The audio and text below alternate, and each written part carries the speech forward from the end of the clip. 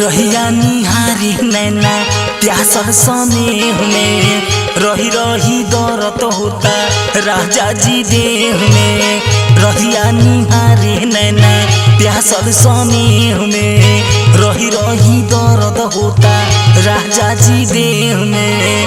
कबले संहारी हम आपन जवनिया पिया डोली लेके आजा। कब से तैयार बाड़ी सजीरा और कनिया पिया डोली लेके आजा।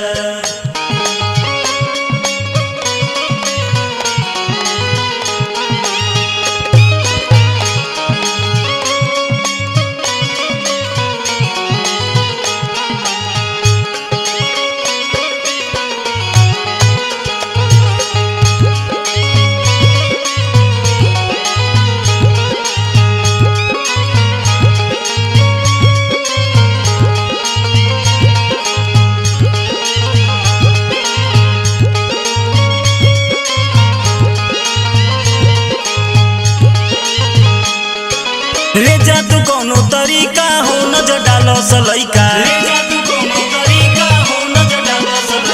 मन हो जाई तो हर फीका हो नजर डालो सलैका। ले जा तू कोनो तरीका हो नजर डालो सलैका। मन हो जाई तो हर फीका हो नजर डालो सलैका। कही ससुर से पिया डोली भेजवा बुझब तू कहिया परे सनियानु हो पिया डोली लेके आजा। कब से तैयार बाड़ी सजीरा और कनिया पिया डोली लेके आजा।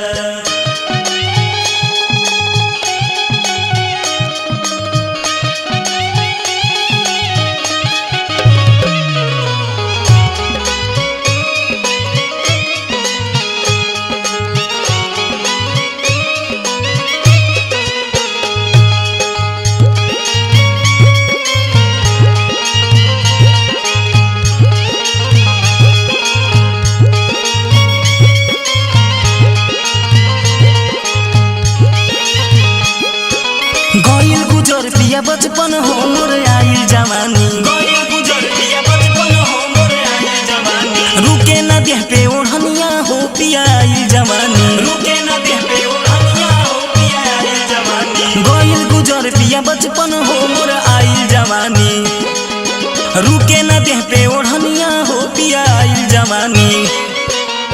चढ़ली जवनिया कतने नजरी चढ़वले ना तो उतार दिहे पवन नथुनिया पिया डोली लेके आ।